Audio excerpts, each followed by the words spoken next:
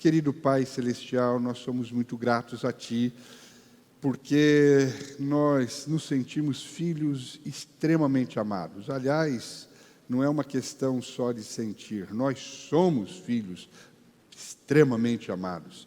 E este amor se faz presente em todo o tempo em nossas vidas, e agora, de forma muito especial, nós nos abrimos para ouvir a doce voz do Teu Espírito, que nos traz ao coração e à mente a Tua orientação, que certamente nos fundamentará em bases extremamente sólidas para que possamos enfrentar todas as coisas nos dias difíceis que vivemos e permanecermos não só triunfantes, mas inabaláveis. E por esta palavra, por esta orientação, é que nós assim nos tornamos. E também, por esta palavra, nós podemos receber, quando obedecida, entendida, conhecida, plenamente felizes, tomados da vida que o Senhor planejou para que tivéssemos. Que assim seja sobre todos, em nome de Jesus. Ajuda-nos a acatar, a receber e a responder a isso, para a glória do Teu nome e para a nossa alegria, em nome de Jesus. Amém. Eu quero dar continuidade a algo que o Espírito Santo está nos revelando nesses dias de forma tão extraordinária e contundente e que tem sido potencializado pelos irmãos, pastores e aqueles que assumem a pregação nas oportunidades que têm. E assim foi nesses últimos domingos, pelo Eliseu, pelo André, que pregaram aqui, estiveram nos potencializando em relação a todos esses ensinamentos que nós temos trazido. Eu sempre entendo que, por ser o pastor da igreja e o pai da igreja, responsável na minha condição, a orientação de fundamento, ela é, sobretudo, responsabilidade minha. E eu tenho muita alegria de ter uma equipe muito extraordinária que recebe esses fundamentos, recebe esses ensinamentos e traduzem de forma tão íntegra e tão linda, ensinando, potencializando tudo que a gente vem nas suas bases ensinando para os irmãos. Então, eu sou muito feliz e grato a todos aqueles que estão me auxiliando na orientação do povo de Deus. Mas essa noite eu vou partir de uma afirmação e uma declaração que já foi feita por mim aqui nesse momento de orientação, que diz assim: há da parte de Deus uma promessa e um propósito para os seus filhos. E há uma chave que abre todas as portas para que tudo que Deus planejou aconteça favoravelmente a nós, segundo o plano de Deus, o seu imenso amor paternal por nós. Porque como um pai, ele só pensa o melhor para os seus filhos. Mas a chave está em nossas mãos. E a chave que abre as portas de todas as bênçãos e de todas as experiências prometidas por Deus é uma maneira de andar. Que maneira? Perfeitos, santos e gloriosos. Então, nós temos trabalhado essa realidade. Vamos lembrar como é que é possível sermos perfeitos, sermos santos e tomados de glória na nossa caminhada. A perfeição é resultado de conhecer e obedecer à vontade de Deus. Disso vem a perfeição para os filhos de Deus. A santidade vem do nosso alinhamento com o Espírito Santo, num viver contínuo de arrependimento. E isso se manifesta abrindo mão do que eu penso, do que eu quero, para concordar com o Pai na sua orientação para nós através da sua palavra. Então, a santidade nasce dessa relação e dessa disposição de concordar com o Espírito Santo, de concordar com a palavra de Deus, seguido de uma vida que brilha por Jesus, que recebe o nome de glória, que é a manifestação da bondade, solidariedade e lealdade sustentadas no caráter de Deus. Então, uma vida que brilha por Jesus é uma vida impulsionada por uma explosão de bondade que acontece em nossos corações, e nós a manifestamos àqueles que cruzam o nosso caminho, àqueles que convivem conosco. Então, essa é a nossa vocação. Essa é a vocação da igreja. Para isso, o Senhor nos resgatou, e para isso Ele nos mantém vivos para viver essa realidade. E hoje eu quero convidá-los a pensar em uma fala de Jesus aos seus discípulos, tendo essa revelação como pano de fundo. Essa fala, ela se encontra no Evangelho de Mateus, capítulo 13, verso 33, quando Jesus estava com seus discípulos, e Jesus diz assim a eles: o reino de Deus, o reino dos céus, é semelhante ao fermento que uma mulher tomou, escondeu em 3 medidas de farinha, até ficar tudo levedado. Então eu quero tomar essa porção e quero pensar e refletir sobre ela com os irmãos, sobre esse ensinamento rico que Jesus deu aos seus discípulos e a todos nós. Diga: o reino do céu é como o fermento. A gente sabe que, por vezes, Jesus ensinou a prática da vida cristã por meio de parábolas. Então, ele ensinava, ele usava muito as figuras do cotidiano das pessoas para ajudá-las a entender o significado, o sentido da vida. E aqui ele diz que o reino dos céus é como o fermento que uma mulher tomou, que ela misturou com uma grande quantidade de farinha, e toda a massa ficou fermentada, toda a massa ficou levedada. O que é que Jesus estava querendo dizer com isso? Para a gente entender essa fala, a gente precisa fazer algumas perguntas. A pergunta inicial é: o que é fermento? Não é? E qual a função do fermento? E a partir daí, a gente perguntar o que é que Jesus estava sugerindo para a gente ser e fazer, a partir dessa ilustração. De uma coisa eu não tenho a menor dúvida: Jesus usou a figura do fermento para explicar o nosso papel na terra, para explicar o nosso propósito na terra. E ao dizer que somos o fermento, entende-se que o mundo é como a massa. Bom, eu não sou padeiro, nós temos aqui um bom padeiro, não é? Mas eu não sou.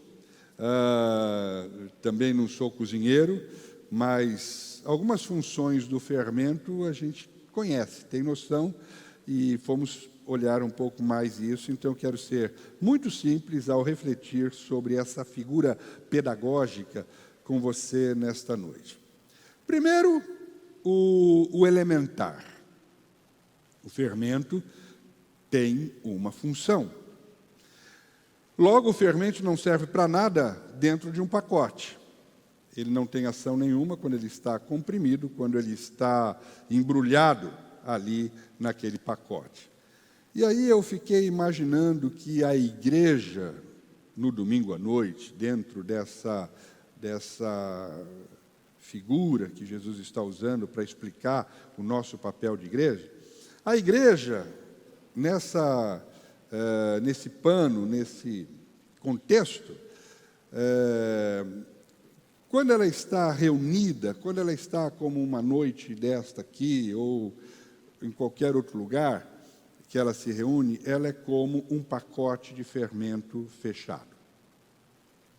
Enquanto nós estamos aqui é muito bom, nós vamos ganhando sentido para a vida pessoal, nós vamos ganhando qualidade, nós vamos ganhando propósito, mas se nós não sairmos daqui, se a nossa vida cristã se limitar ao nosso encontro aqui, se limitar a estas 4 paredes, nós não teremos o valor para o mundo.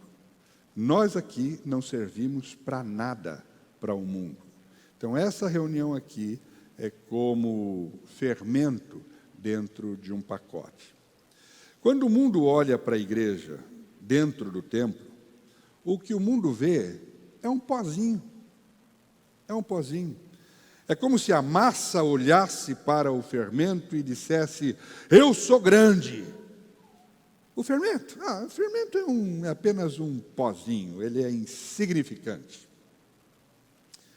E nós parecemos insignificantes, algo que não serve para nada, se nós nos conservamos fechados. Eu vou dizer uma coisa, irmãos, o mundo não está todo de errado, não. Se a nossa vida cristã se resume a um encontro de celebração semanal, se você não expõe os seus valores, se você não revela para que veio, se você não revela qual a sua função, se você não vive o seu propósito no mundo, se você vai ao trabalho como todo mundo vai, se você busca viver a vida com as mesmas motivações de todo mundo, se você parece com todo mundo, eles pensam que você é como eles e que você não tem significância. É só mais um entre tantos. Mas não é isso que somos. Nós temos uma função na terra. Nós temos uma identidade. Nós temos a natureza de Cristo. A gente é gente como Cristo. E nós levamos Cristo para o mundo. Então isso é primeiramente o que significa ser fermento. Nós levamos Cristo para o mundo. Nós apresentamos o Cristo para o mundo. E como é que nós fazemos isso? A gente revela Cristo quando qualquer área da nossa vida, seja estudando, seja trabalhando, ou cuidando da casa, ou cuidando dos afazeres profissionais, a gente entende que as 24 horas do dia que nós temos, nós vivemos procurando conhecer e obedecer à vontade de Deus. A gente revela Cristo quando nós nos alinhamos com o Espírito Santo, abrindo mão do que eu penso, do que eu quero, para concordar com o Pai na sua orientação para nós através da sua palavra. E a gente revela Cristo vivendo uma vida que brilha por Jesus, manifestando bondade. Isso é ser fermento. Nós somos o povo da contracultura. Que é isso? É que qualquer área da nossa vida, se alguma coisa se opuser a Deus, nós vamos escolher Deus. Se a hora de fechar um negócio, o negócio contrariar Deus, nós vamos escolher Deus. Se a hora de participar de um movimento qualquer, e este movimento contrariar Deus, nós vamos escolher Deus. Isso é ser fermento. Porque a missão de Deus era formar um ser em forma humana que fosse capaz de tornar visível as virtudes invisíveis de Deus. Pois é, a igreja é o resultado da missão de Deus. A igreja é como o fermento. Jesus veio com o propósito de recuperar a nossa identidade de filhos que havíamos perdido. Então, e ele fez isso naquela cruz. E a nossa identidade agora, ela está escondida em Cristo Jesus. E Cristo está escondido em nós. Aonde nós vamos, Cristo vai. Aonde nós nos manifestamos, Cristo se manifesta, porque nós estamos em Cristo e Cristo está em nós. Então nós somos gente que tem duas carteiras de identidade. Nós somos gente com uma carteira de identidade que foi nos dada pelo Estado brasileiro, é a nossa identidade civil, que diz quem nós somos como cidadãos, que diz quem são os nossos pais, que diz qual é o nosso nome, que cidade a gente nasceu, e essa carteira nos dá um número. A outra identidade, a verdadeira identidade, é a de filhos de Deus. E esta foi Jesus quem nos deu. E essa identidade fala muito mais de nós. Ela fala da nossa filiação a Deus, de que nosso nome está escrito no livro do nome, de que nós somos seres que temos a natureza de Deus, de que nós temos propósito na existência, que nós temos valores inegociáveis e que a nossa identidade está sustentada no nosso relacionamento com a Trindade. Portanto, essa identidade fala o que realmente nós somos. Então, assim como o fermento tem uma função sobre a massa, nós temos uma função sobre o mundo. Nós revelamos Cristo. Amém? Era isso que Jesus tinha em mente quando ele disse: o reino dos céus é semelhante ao fermento. Uma outra coisa que eu quero dizer sobre o fermento é que o fermento, estando presente na massa, ele impacta a massa. Então, o desafio que Jesus nos dá é: vá ao mundo e impacte o mundo. Porque foi isso que Jesus fez. E esse é o propósito de você ter o emprego que você tem. Impactar o meio em que você está. E é por isso que Deus possibilitou você estudar aonde você estuda.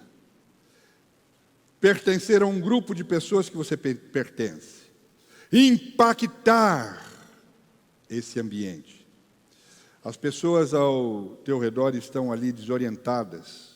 Muitos entregando-se aos vícios, às depressões da vida, tristeza, bebendo, fumando, drogando-se, pensando que essas coisas poderão amenizar a dor, o vazio de dentro de si, ou estão amaldiçoando, brigando, ou se promiscuindo, mentindo, sendo infiéis, se acabando no pecado, o que é comum de todos nós.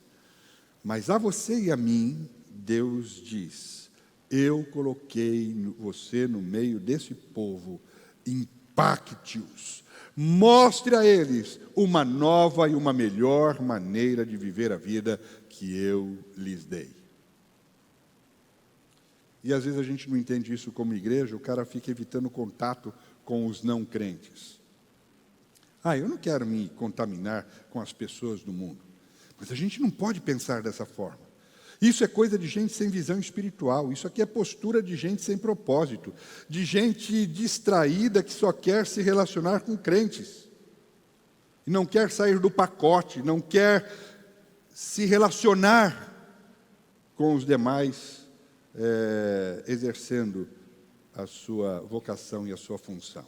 É claro que eu não estou dizendo que quem tem amizades com crentes, com outros crentes, é gente sem propósito. Eu não estou dizendo isso, obviamente. Eu estou desafiando você, em nome de Jesus, a ter uma influência transformadora no meio em que você está.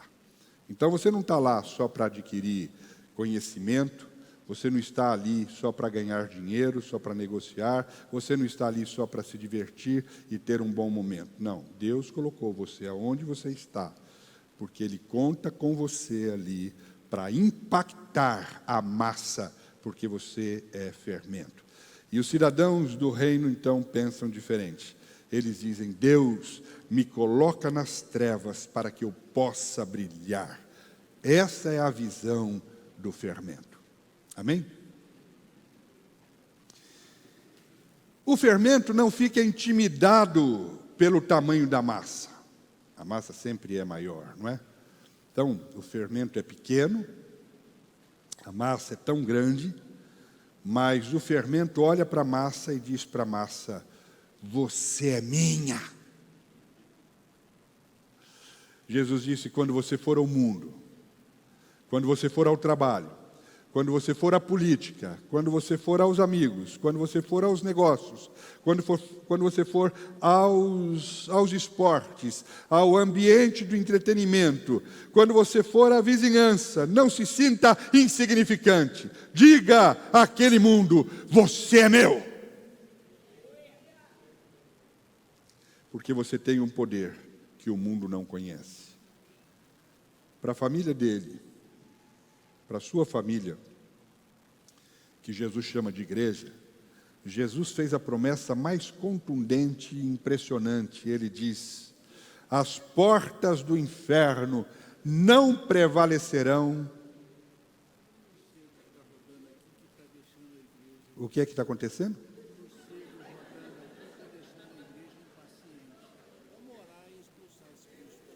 Tem um morcegão aí, atrapalhando nós. Eu vou começar a pregar de novo, então. Ora, você tem poder, diz que as portas do inferno não prevalecerão contra a igreja. Por que o diabo vai usar algo da natureza para arrancar algo sobrenatural e espiritual da tua vida? Obrigado, Aníbal. Abra sua boca, repreenda isso. E se o morcego não for embora, repreenda o medo do teu coração. Amém? Nós não podemos perder o que o Espírito tem para nos dar. Em nome de Jesus, Pai, nada que venha atrapalhar aquilo que o Senhor tem para o teu povo, permaneça nesse lugar. Nós repreendemos na autoridade do nome de Jesus, agora. Amém. Traz a tua mente para cá. O que é que perdeu? Perdeu alguma coisa do ensinamento?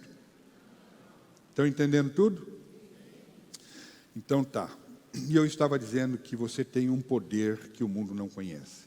Porque esse poder sobrenatural é o poder do próprio Cristo, que Ele compartilhou, que Ele deu aos seus irmãos, Ele deu aos seus filhos, aos filhos de Deus, Ele deu à sua família, e Jesus fez essa promessa de forma contundente e impressionante. Ele disse: as portas do inferno não prevalecerão contra a igreja de Jesus, contra a família de Jesus. Ele diz: eu darei a vocês as chaves do reino dos céus, e o que vocês ligarem na terra terá sido ligado nos céus, e o que vocês desligarem na terra terá sido desligado nos céus. Então, ele está dizendo: o que você proibir na terra será proibido no céu, e o que você permitir na terra será autorizado nos céus.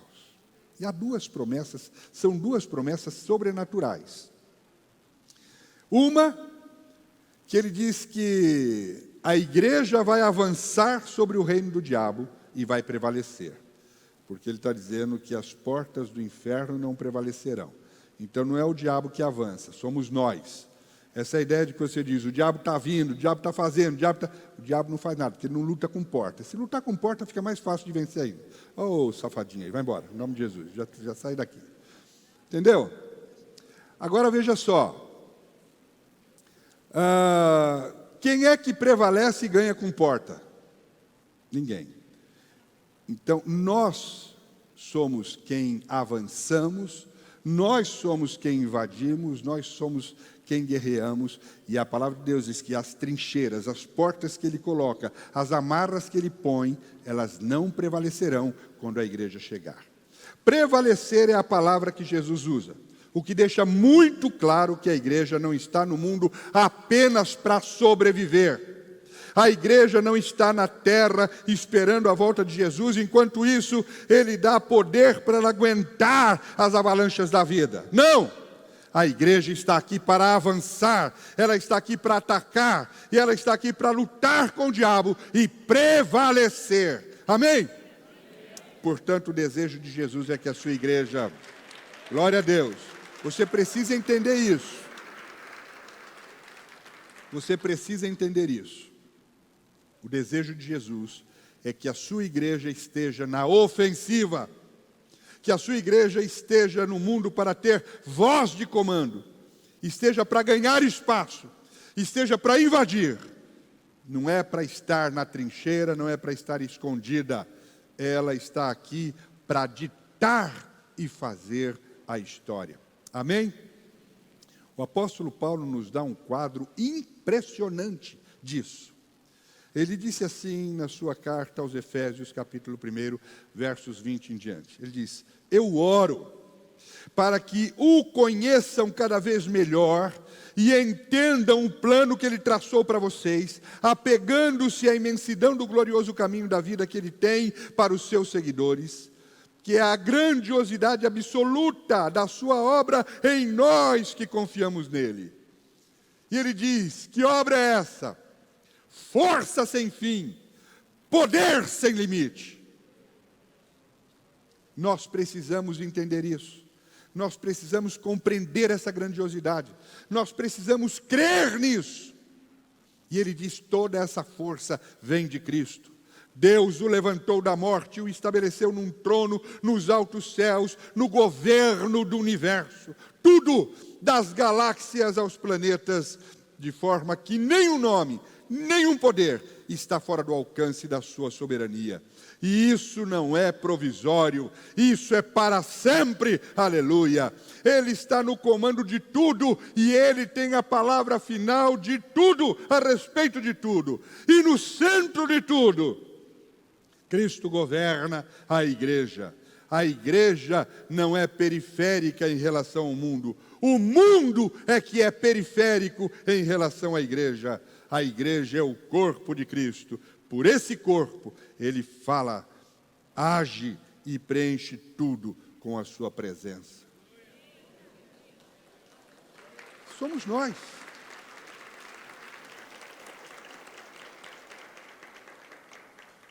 Você crê nisso, irmão?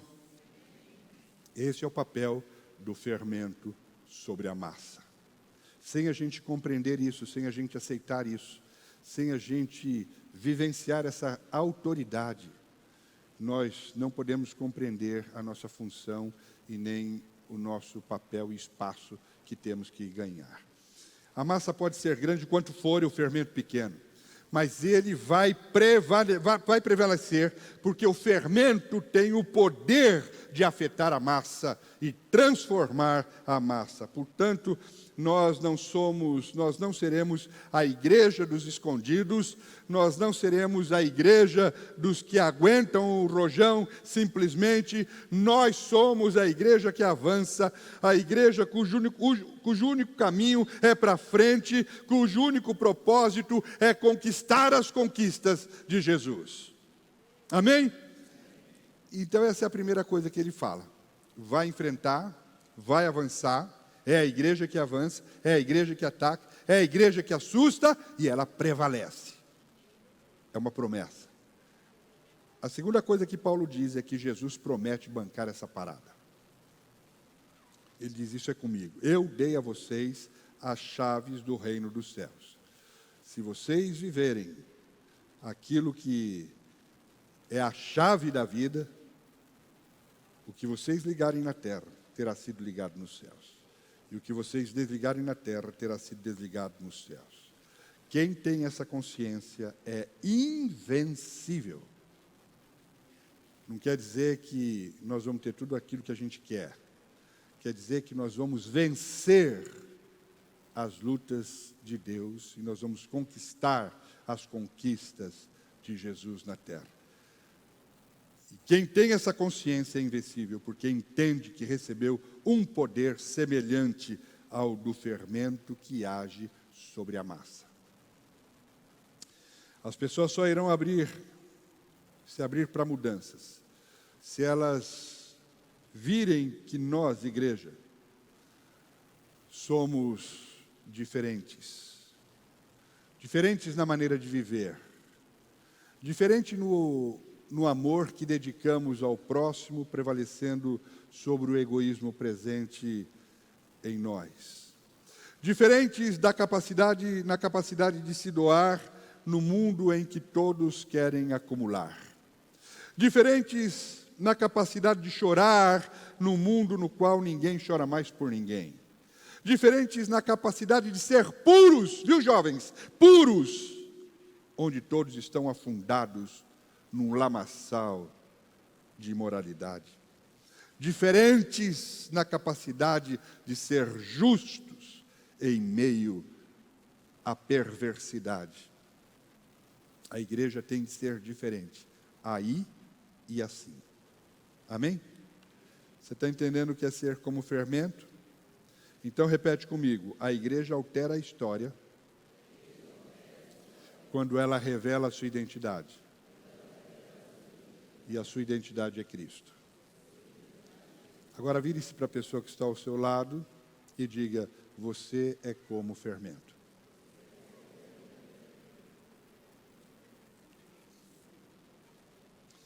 Isso significa que quando você for a algum lugar, Tem de haver alguma diferença neste lugar. Quando você for ao mundo, você não tem de ter medo deles. Você não deve ser intimidado por eles. Você não se torna como eles. Eles se tornam como você. Fermento. Amém? Agora tem uma coisa muito interessante sobre o fermento. O fermento trabalha de forma silenciosa. O reino é como o fermento. Você nunca vê o fermento trabalhando, mas você vê a massa mudando. Por quê? Porque o fermento impacta naturalmente. Naturalmente. E eu acho que é por isso que os nossos ambientes mundanos, eles não mudaram ainda. Porque o crente é muito barulhento. O crente chega ao seu local de trabalho e ele quer que todo mundo saiba que ele é crente, e ele quer confrontar todo mundo com a sua religiosidade. É muito barato, muito barulho. Então, diga para o seu irmão, o fermento trabalha de forma silenciosa. Nossa pregação é muito barulhenta, porque nós nos condicionamos a pensar em pregação como uma falação do Evangelho. A proclamação é importante? Claro que é, tem o seu momento. Claro que tem, mas o impacto é muito maior quando se vive o Evangelho. A tua vivência tem de ser barulhenta. Se você prestar atenção, você vai notar que Jesus, ele anunciou o Evangelho. Mas ele viveu os valores do seu reino muito mais contundentemente do que anunciou. Tanto é que as pessoas já haviam escutado muito do que ele anunciava, porque Jesus pregava o Velho Testamento. Mas elas diziam, ele fala como quem tem autoridade. Elas se impressionavam. O que aconteceu conosco foi que nós assimilamos muito, acho, a estratégia norte-americana de evangelização, que foram as campanhas de evangelização em estádios, em rádio, televisão, distribuição de folhetos, essas coisas todas, e a gente acabou achando que pregar o Evangelho é falar pelos cotovelos. Eu não estou negando esses meios de proclamação do Evangelho, mas a gente precisa entender que há uma forma que vai além da proclamação. E quantos, não fazendo isso, já se sentiram culpados por não fazerem? Não é? Eu não falo, eu não me abro com as pessoas, e aí se sente culpado porque não está evangelizando. Mas a igreja primitiva, como é que ela evangelizava? Ela evangelizava com a vida que viviam. Eles evangelizavam sendo gente boa, eles evangelizavam sendo generosos, vivenciando os ensinamentos dos apóstolos, que era a doutrina dos apóstolos. Eles não eram barulhentos, no entanto, eles eram extremamente eficazes.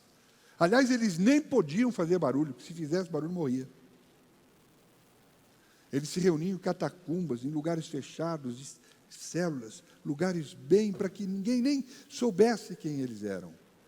Mas o impacto da vida deles trazia uma eficácia extraordinária. E a Bíblia diz que o resultado da pregação deles, o que era? Dia a dia, o Senhor acrescentava à igreja os que iam sendo salvos. Não é interessante isso? Então nós temos que proclamar, não há dúvida disso. Mas nós não temos que entrar em crise, porque nós não temos uma estratégia de proclamação exuberante e barulhenta. O que tem de fazer barulho é a sua forma de viver. é a sua maneira de apresentar Jesus Cristo na sua conduta. Hoje, há mulheres que, na ânsia de ganhar seus maridos para Jesus, estão gritando Jesus o tempo todo em casa. E o que elas estão conseguindo com isso? Nada, além de um clichê de chatas, por causa do barulho. Paulo disse: mulheres, ganhem seus maridos. Como? Caladas. Pais que desejam alcançar os seus filhos e que estão gritando Jesus o tempo todo em casa. Sabe o resultado disso? Filhos cada vez mais irritados e distantes. Muito barulho. Pouca vivência. A gente precisa se dar conta, irmãos, de que pregar o Evangelho vai muito além do que falar pelos cotovelos. Embora precisemos proclamar. Francisco de Assis disse algo que você já deve ter ouvido. Ele disse: pregue a palavra de Deus com toda a sua energia. E, se for preciso, use palavras. Alguém disse uma coisa muito interessante sobre isso. Disse que o mundo não deve saber quem você é até que seja tarde demais. Quando descobrirem quem você é, já foram profundamente influenciados pela sua vida. Tarde demais para rejeitá-lo. Já se tornaram apegados a vocês. Por causa da vida que vocês vivem. Por causa da maneira como vocês agem. Por causa da relevância com que vocês mostram e revelam Jesus Cristo na sua forma de agir. O fermento trabalha silenciosamente. Entenderam? Que eu não estou falando contra a proclamação dos nossos grandes evangelistas. Vamos abrir a boca, mas vamos ir além. E vamos viver muito mais fortemente a vida de Jesus e fazer ela gritar nas nossas ações do que simplesmente fazer muito barulho. Por último, eu queria lembrá-los de que o fermento é ativado pelo calor e pressão. O meu reino é como o fermento. O fermento só é ativado por calor e pressão. A mesma coisa a igreja. Quando nós somos colocados sob calor e pressão, nós expandimos. Então, Deus não poucas vezes permite fogo e pressão em nossas vidas. Ele não está castigando, Ele não está nos oprimindo, Ele está possibilitando que cresçamos e amadureçamos. Um exemplo claro disso foi o que aconteceu com os primeiros cristãos da igreja primitiva. Atos, capítulo 11, nos revela: então os que foram dispersos por causa da tribulação que sobreveio a Estevão, se espalharam até Fenícia, Chipre e Antioquia e anunciaram a palavra aos judeus. Então, por causa da tribulação sofrida, uma enorme perseguição que enfrentaram, a igreja cresceu e se expandiu e alcançou 3 cidades que se tornaram importantíssimas para a expansão do Evangelho até nós. Mais para frente, o apóstolo Paulo, que de perseguidor da igreja, tornou-se perseguido. Ele disse: porque a nossa leve e momentânea tribulação produz para nós eterno peso de glória, acima de toda comparação. Eu gosto disso. Isso aqui é tremendo o que Paulo está dizendo. Nós não gostamos de tribulação, não é mesmo? Quem gosta de tribulação aqui? Não, nós não gostamos. Muito menos que a fornalha da vida se acenda sobre nós. Normal a gente não gostar. Mas Paulo diz que algumas coisas interessantíssimas são produzidas pela tribulação. Primeiro, ele diz que Deus não permite que a tribulação seja insuportável. Ele fala isso: toda tribulação para o crente, ela não é insuportável. Diga, ela é leve. É leve. Ele diz, é leve. Depois ele diz, é momentânea. Passa, viu? Vai passar. É momentânea. Mas ele diz que produz. Produz o quê? Eterno peso de glória acima de toda comparação. O que é que aconteceu com aqueles crentes aquecidos e pressionados pela tribulação? Aqueles crentes tornaram-se seres humanos melhores, mais pacientes uns com os outros, mais amorosos, mais gentis, mais bondosos. E isso é um valor que tem peso de glória. Que pena que nem todos desfrutam dessa experiência. Que pena que nem todos aproveitam para crescer e expandir na vida diante da tribulação. Por quê? Porque se fixam no sentimento gerado pela tribulação. E diante desse sentimento eles passam a reclamar, a murmurar, e alguns até se voltam contra Deus. Mas se soubermos tirar proveito da tribulação, nós vamos ser colocados na balança e seremos medidos em peso de glória. E a Bíblia diz que o valor disso, diante de Deus e diante dos homens que nos assistem, está acima de toda comparação. A igreja precisa ter peso de glória. A igreja precisa estar acima de toda a comparação que se faz no mundo. Então, querido, está enfrentando tribulação? Pode ser só Deus ativando o fermento para que você possa expandir e crescer acima de qualquer tribulação, acima de qualquer comparação. Olha para a sua vida. Quem é que hoje, bem-sucedido, quem é que, fundamentado, bem arraigado, chegou aqui sem pressão e sem fogo? De um pai, de uma mãe. O problema de hoje é que os pais não estão mais dispostos a esquentar a chapa, né? Porque não querem provocar, mas estão fazendo filhos fracos. Ninguém chega em posição de destaque, de liderança, de triunfo, de amadurecimento, sem passar pela chapa quente e pela pressão. Ninguém. Porque é o que ativa a vida da gente para a expansão e para o amadurecimento. Por isso que neto gosta muito de vô. E por isso que educação de vô não serve para muita coisa. Porque a chapa do vô nunca esquenta. Mas a chapa do pai é quente, não é? Se você ama o teu filho, você esquenta a chapa. E não poucas vezes, Deus permite fogo e pressão para ver os seus filhos expandindo, para crescer e se tornarem gente acima de qualquer comparação. Religiosos não querem tribulação.